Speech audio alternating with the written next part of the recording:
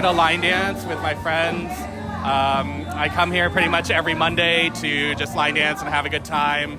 And really, I come here more for the people because I love the people who are here. They're really sweet and awesome. And for me, I've been line dancing down at the Heretic since 2013. So it's just nice to find another night where there's line dancing. But when you're not used to going out of a queer space, it was just really cool to find a bar out here that's been really welcoming.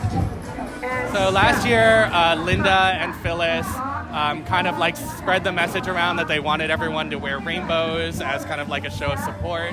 And it's just kind of cool to realize that outside of places just the city, queerness exists and people are touching it in different ways, either as allies or queer people themselves.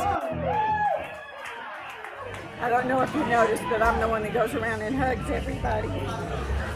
I guess I'm the Walmart greeter. What does that do for you? It's what it does for other people. You never know who that hug is going to make their day, calm them down, give them strength, make them feel loved.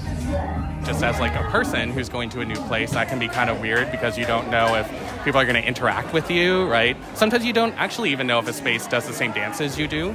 But then, as you do it, I think there's this breakdown of stigma because you're all doing the same thing together. As a queer person, for me, I'm pretty visibly queer. I don't think I pass as a straight person at all. So when I go into these spaces, I kind of wonder, are you going to get stares? Are people going to be icy or rude or anything, or even hostile? And then when you're just kind of on the floor and you're kind of getting that eye contact and communication where you feel safe and enjoyed and you're just another person who's dancing there, that's huge relief. I've danced my whole life, but I've been a part of the queer country community since 2006. It's not always that you find straight spaces, dance spaces that are welcoming. They're usually welcoming and tolerable, but this one's been really arms open and accepted us as being we were the original supporters and a part of it. So it's not even been an environment where it's we had to be accepted and invited in. We were a part of it from the beginning, and we're just a part of the community here.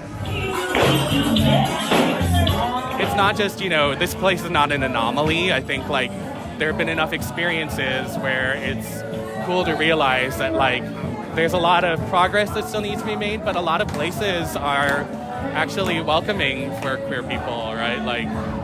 And I think when we get stuck in bubbles, we sometimes think that, everything else outside of that is just a nightmare, but it's not.